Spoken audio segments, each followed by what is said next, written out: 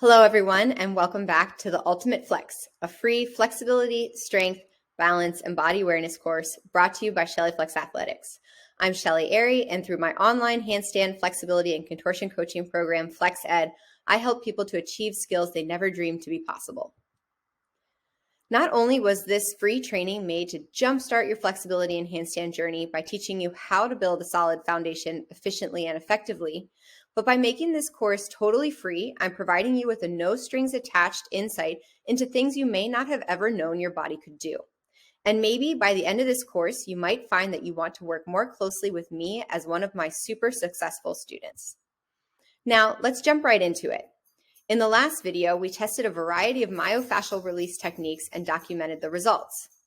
In this video, we're going to go over the importance of strength and stability training in order to elicit long-lasting results. So when you incorporate myofascial release and flexibility training into your routine, you have to keep in mind that muscles don't just get tight for no reason. They're intentionally tight in order to restrict movement, whether it be to prevent injury or to provide stability, or both. I'm sure many of you have found that the myofascial release techniques that we went over in the previous video allowed you to access a deeper range of motion. However, many make the mistake of stopping here, and then suddenly they find themselves chained to their foam roller or lacrosse ball, always searching for relief from their tight, spasming muscles. And that is because they didn't address the underlying issue, which was the area of weakness or instability. You see, I myself used to struggle a lot with low back instability from overtraining flexibility without strength training when I was a rhythmic gymnast. Even though I was very flexible, I had very little stability training, and eventually my body couldn't support that huge range of motion. As a young adult, I began to experience extreme chronic muscle spasms in my hip flexors and QLs, to the point that I could barely lean from side to side without it feeling like my muscles were tearing.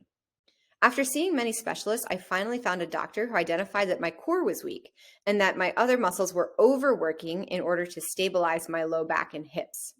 In just a couple weeks of physical therapy, where we incorporated a combination of myofascial release and stability work, I felt like a completely new person.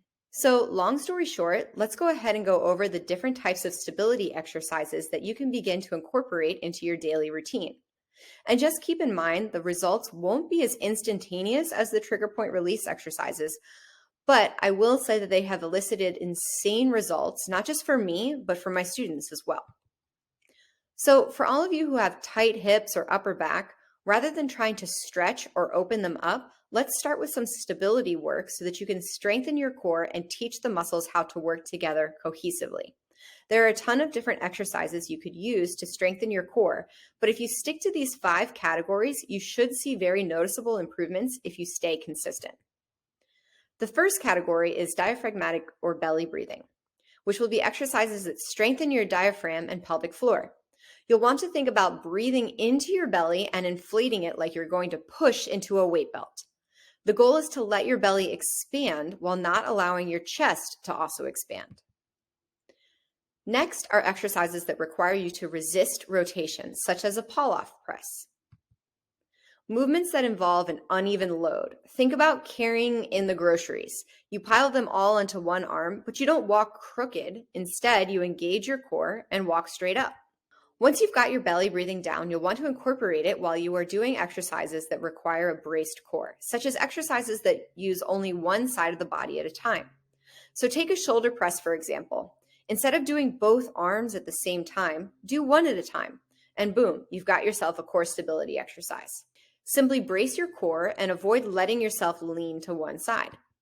And finally, I like to incorporate tools that challenge your balance, such as a yoga ball or a Bosu ball. They make common exercises more interesting and are great for working your core and creating stability. Inside our FlexEd program, we go into more detail on how you can incorporate these different exercises in a way that best serves your unique body safely and efficiently.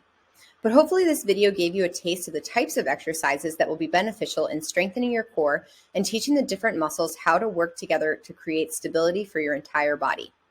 In the next video, we're going to continue to implement what we have learned about stability and mobility and incorporate it into exploring the other amazing things our bodies are capable of. I'll see you in the next one.